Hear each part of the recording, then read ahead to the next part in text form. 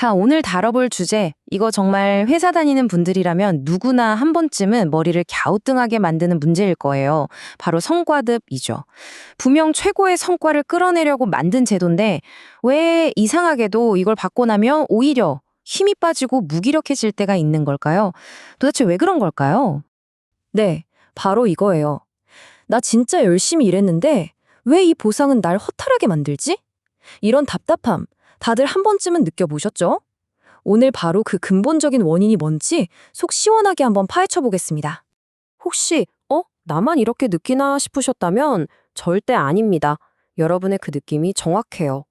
이게 논리적으로만 보면 완벽해 보이잖아요. 근데 현실에서는 그 효과가 아주 미미하다는 게 이미 수많은 연구를 통해 증명된 사실이거든요. 자, 그럼 이 풀리지 않는 역설을 대체 어떻게 풀어야 할까요? 놀랍게도 그 해답의 열쇠는 아주 간단한 방정식 하나에 숨어 있습니다. 바로 에드워드 로울러 3세가 제시한 기대 이론인데요. 우리 인간의 노력이 과연 어떤 비밀 코드에 따라 움직이는지 지금부터 그 코드를 같이 한번 풀어보시죠. 바로 이겁니다. 동기부여 방정식, 기대, 수단성, 그리고 유의성. 영어로는 expectancy, instrumentality, valence. 그래서 EIV라고 부르죠. 근데 여기서 다른 건 다 잊어버려도 좋은데 딱 하나, 이거 하나만은 꼭 기억하셔야 해요. 이 세 가지 요소가 더하기가 아니라 곱하기로 연결되어 있다는 거예요. E 곱하기 I 곱하기 V. 이게 핵심입니다. 네, 맞아요. 이 곱하기 구조가 모든 문제의 시작이자 끝입니다. 생각해 보세요. 세 개의 숫자 중에 단 하나라도 0이 들어가면 어떻게 되죠? 다른 숫자가 아무리 커도 결과는 무조건 0이잖아요. 동기부여도 똑같습니다. 이 세 가지 중에 딱 하나라도 0이 되는 순간 나머지 두 개가 100점 만점이라도 우리 동기부여는 그냥 속절없이 0으로 곤두박질 치는 거예요.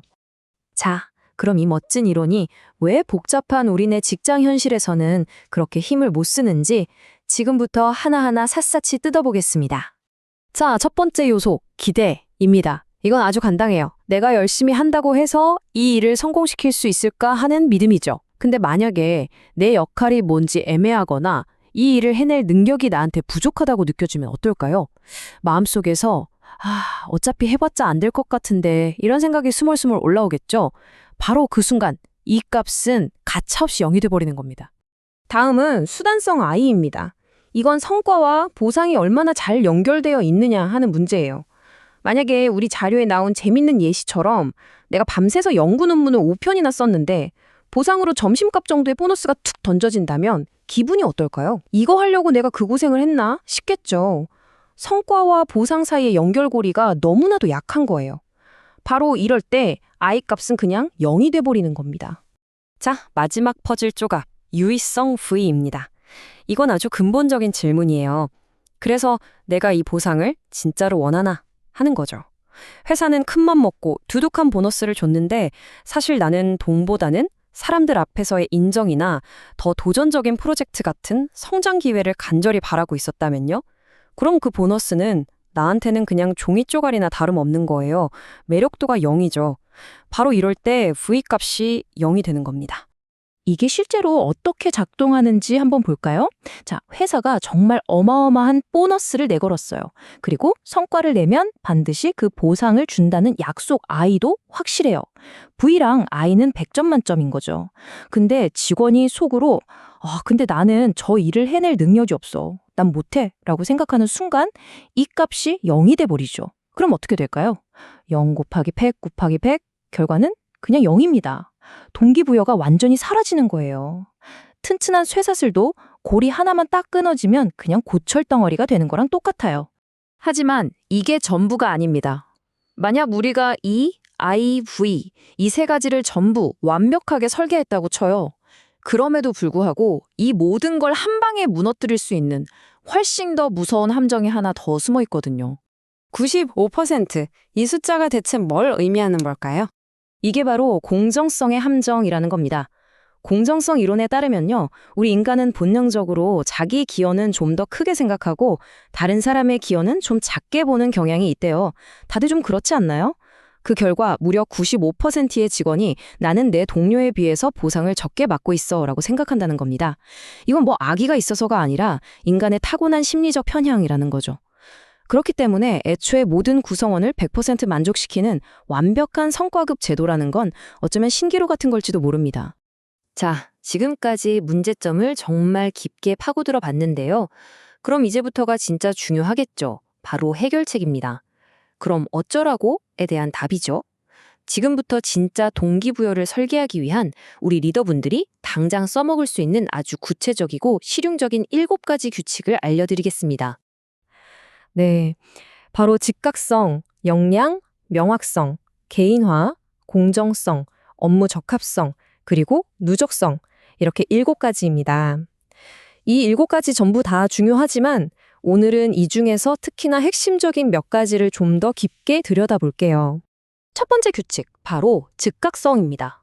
이걸 아주 쉽게 설명하는 게 바로 돌고래 원리인데요. 한번 생각해 보세요. 우리가 돌고래 쇼에서 돌고래가 멋지게 점프했을 때 조련사가 어이구 잘했다, 생선은 내년 연말정산 때 줄게 라고 하나요? 아니죠. 바로 그 자리에서 생선을 던져주잖아요. 보상도 똑같습니다. 잘한 행동이 나왔을 때 1년 뒤가 아니라 바로 그 순간에 주어져야 그 효과가 극대화되는 겁니다. 그리고 네 번째 규칙, 개인화. 이건 정말 중요합니다. 사람마다 동기부여를 받는 스위치가 다 다르거든요. 어떤 사람은 보너스 봉투 두둑한 걸 최고로 치지만 또 다른 사람은 모든 팀원 앞에서 받는 공개적인 칭찬 한마디에 더 가슴이 뛸 수 있어요. 또 어떤 사람은 돈이나 칭찬보다 더 도전적인 새 프로젝트를 맡는 걸 최고의 보상으로 여길 수도 있고요. 그런데도 회사에서 자, 보상은 무조건 이걸로 통일 해버리면 어떻게 될까요? 결국 그건 누구에게도 딱 맞지 않는 어정쩡한 옷을 억지로 입히는 거나 마찬가지인 거죠. 결국 이 모든 건요, 단순히 제도의 기술적인 문제가 아니라 리더십의 관점을 완전히 바꾸는 일입니다. 과거의 2세대 방식이 그냥 보상 관리, 즉 돈을 관리하는 데 초점을 맞췄다면 이제 우리가 가야 할 3세대 방식은 동기부여 리더십이에요. 이건 돈이 아니라 사람의 의욕 그 자체를 관리하는 거죠. 돈이 동기부여의 전부라고 가정하는 낡은 생각에서 벗어나서 동기부여는 훨씬 더 복잡하고 섬세한 문제라는 걸 인정하는 데서부터 시작해야 합니다. 자, 그럼 이 모든 이야기들을 관통하는 가장 핵심적인 메시지는 뭘까요? 돈, 그 너머에 있는 성과 관리의 진짜 의미에 대해 이야기하면서 오늘 내용을 정리해 보겠습니다. 바로 이 문장입니다. 성과 관리는 궁극적으로 한 직원을 인간으로서 얼마나 진지하게 대우하느냐의 문제다. 정말 모든 걸 담고 있는 말 아닌가요? 성과 관리라는 건요, 돈으로 성과를 사는 단순한 거래가 아니라는 거예요. 이건 내 앞에 있는 이 직원을 한 명의 인격체로, 인간으로 존중하면서 그 사람의 잠재력을 어떻게 하면 최대로 끌어낼 수 있을까를 고민하는 아주 깊은 차원의 리더십의 문제라는 거죠. 그래서 오늘 이 내용을 들으신 리더분들이라면 스스로에게 이 질문을 꼭 던져보셨으면 좋겠습니다. 나는 과연 우리 팀원들의 보상 내역서나 관리하는 보상 관리자인가? 아니면 팀원들 한 사람 한 사람의 마음속에 동기부여의 엔진을 달아주는 동기부여 설계자인가? 어떤 리더가 될 것인지는 바로 여러분의 선택에 달려 있습니다.